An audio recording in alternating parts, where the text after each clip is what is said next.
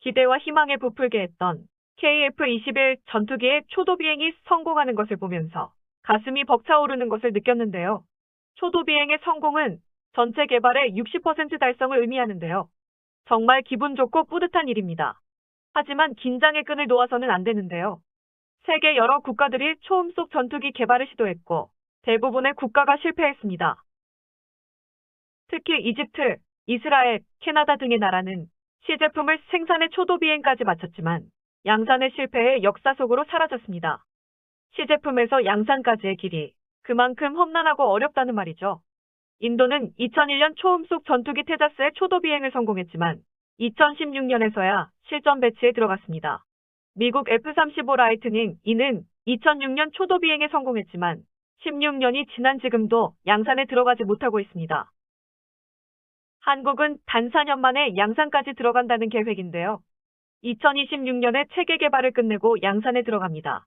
다른 나라들이 15년씩 걸리는 일을 단 4년 만에 해낼 수 있을까 하는 의문이 생길 텐데요. 일부에서는 훈련기인 T-50도 체계 개발에 8년이 걸렸는데 T-50보다 2배 복잡한 전투기 개발에 4년은 희망 고문이라며 불가능하다고 말하고 있습니다.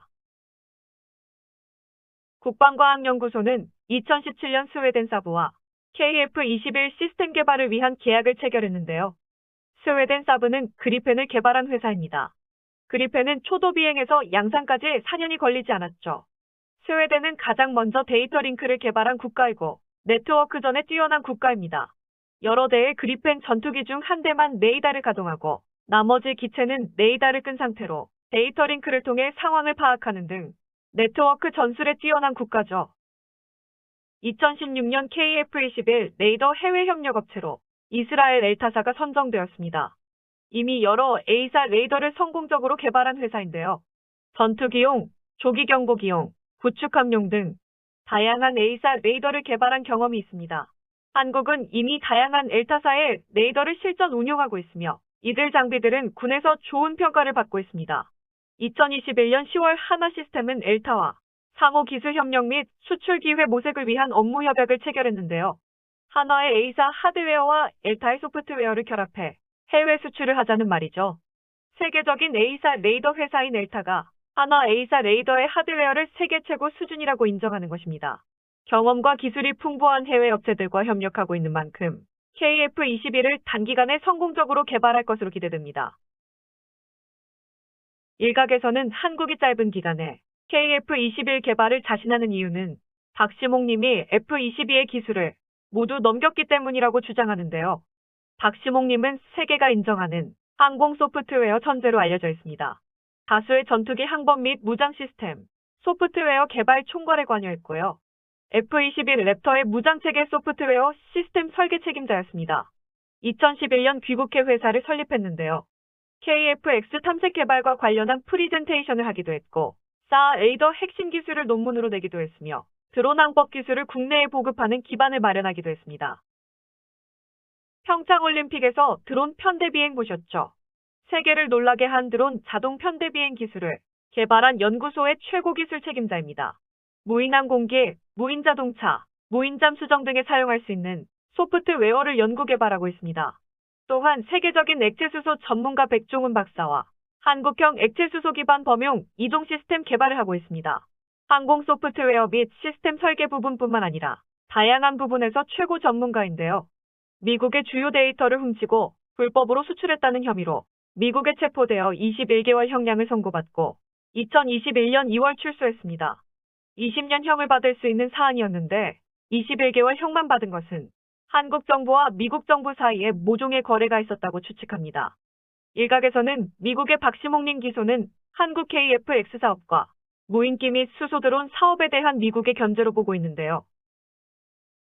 기소장의 내용을 보면 2007년 9월까지 미국 방산업체에서 전투기의 무장체계 소프트웨어 시스템을 개발했고 2008년 10월까지 다른 방산업체에서 미사일 등과 관련한 소프트웨어 개발 업무를 했습니다. 관여했던 방산업체들의 기술은 기밀사항으로 미국 이외로 가져나갈 수 없는데요. 박시몽 님이 관련된 기술들을 빼돌렸다는 것입니다. 빼돌린 기술은 미사일, 로켓, 어뢰, 폭탄을 제어하고 비행기의 정렬에 관한 것이라고 합니다. 인터넷 상설들이 많은데요. 박시몽 님이 단순히 머릿속에 자료를 담아온 게 아니고 개발 관련 자료를 메모리에 저장해 빼돌려서 미국이 빡쳐서 기소를 했다는 이야기도 있고요. KF-21이 F-22와 닮은 이유를 빼돌린 기술을 최대한 활용하기 위해서라는 주장도 있습니다. 2014년 KF-21 체계 개발에 들어갔는데요.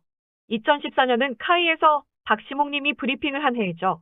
또한 다른 방산업체에서도 브리핑을 했는데요. 빼돌린 미국의 방산기밀들을 풀었다는 이야기도 있습니다. 박시몽 님이 애국심으로 미국의 전투기 관련 자료들을 한국에 넘긴 것이 거의 확실해 보입니다. 박시몽 님은 항공, 수소 관련 기술, 우주 기술 등 다양한 분야에서 한국 기술 개발에 관여했습니다. 이렇게 보이지 않는 곳에서 도움을 주시는 분들이 박시몽 님 한 분만은 아니라고 생각되는데요. 이런 분들을 진정 애국자라는 생각이 듭니다.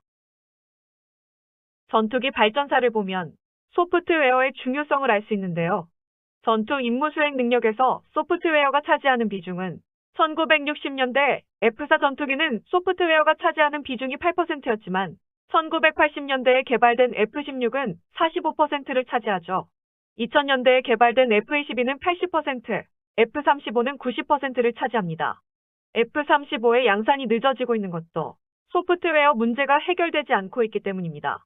KF-21의 전투 임무 수행 능력에서 소프트웨어가 차지하는 비중에 대해 알려진 바는 없지만 최신 전투기들의 추세를 보면 적어도 70% 이상은 될 것으로 추측되는데요. 일각에서 소프트웨어는 한국이 개발하는 것이 아니라 해외에서 거의 도입할 것이라는 주장과는 달리 상당 부분 한국이 자체 개발하거나 협력업체의 도움을 받아 개발하고 있습니다. 올해 초 카이에서 개발한 전투기 임무 시스템 자동 검증 장비가 IR-52 장형 실상을 수상했습니다. IR은 산업기술연구이고 52는 1년 52주 동안 매주 한 개 제품을 시상한다는 말입니다. 전투기의 두뇌는 임무 시스템이라 볼 수 있는데요. 이런 임무 시스템이 오류 없이 잘 작동하는가, 혹은 어디서 오류가 발생하는지를 임무 시스템 자동 검증 장비가 검증을 합니다. 임무 시스템은 각종 센서, 무장, 컴퓨터, 소프트웨어로 구성됩니다. 따라서 장비들의 데이터를 통합해서 조종사에게 가장 적절한 정보를 제공해야 하는데요. 이러한 역할을 하는 것이 임무 시스템이죠. 임무 시스템을 하나하나 검증하려면 수많은 시간, 인력이 필요한데요. 카이가 개발한 임무 시스템 자동 검증 장비가 단시간에 검증을 할 수 있게 합니다. 임무 시스템 검증 장비는 항공기 개발의 시작부터 최종 완성 및 테스트 단계까지 임무 시스템을 검증합니다. 카이는 2020년 KF-21 아이언버드를 개발했는데요. 아이언버드는 실제 비행 환경을 동일하게 모사할 수 있는 날지 않는 항공기라 할 수 있습니다. 고장 발생 등의 이상 현상을 실제 전투기로 테스트하는 대신 아이언버드를 통해 시뮬레이션하는 것이죠. 비행 도중 엔진 하나가 작동하지 않으면 항공기가 어떻게 움직이는지 알기 위해 실제 항공기의 엔진을 끌 수는 없으니 말이죠. 항공기가 비행 도중 이상 현상이 발생하면 데이터를 그대로 가져와서 원인을 분석할 수도 있습니다. 아이언버드의 작동이 실제 항공기와 동일하기 때문에 이상 현상이나 고장에 대한 탐구를 신속하게 할 수 있습니다. 항공기의 개조와 개량 시에도 활용할 수 있는 꼭 필요한 장비입니다. 디펜스 월드에 따르면 A사 레이더 소프트웨어는 LIG 넥스원에서 개발하고 있는데요. 사브는 A사 레이더 알고리즘 개발의 기술 자문을 하고 있습니다. 레이더 소프트웨어를 외국에서 도입하는 것으로 알고 있었는데 자체 개발 중이라니 좀 놀랐습니다. 알아보니 4대 핵심 기술처럼 민감한 기술들은 무기 거래 제한을 피하기 위해 테스트 지원 및 기술 조언만 받는다고 합니다. A사 레이더는 한화와 엘타가 하드웨어적인 부분을 맡고 LIG 넥스원과 사브가 다기능 레이더를 위한 소프트웨어를 개발하고 있는 것으로 보입니다. 대공 모드, 대지 모드, 대함 모드 그리고 4모드를 가지고 있는데요. 동시에 4가지 임무를 수행할 수 있도록 개발 중입니다. 하늘에는 아무런 장애물이 없기 때문에 대공 모드 탐색 추적이 가장 쉬운 모드입니다. 따라서 블록 1은 대공 모드와 제한적 대지 모드를 달고 있지만 소프트웨어의 업그레이드로 쉽게 블록 2로 개선할 수 있습니다. 전자광학 타겟팅 포드는 한화에서 개발했는데요. 주야간 표적의 탐지 추적할 수 있습니다. 전자광학 타겟팅이라 야간에는 탐지 추적이 안 된다고 생각하시는데요. 전방적 외선 탐지 센서가 있기 때문에 야간에도 탐지 추적이 가능합니다.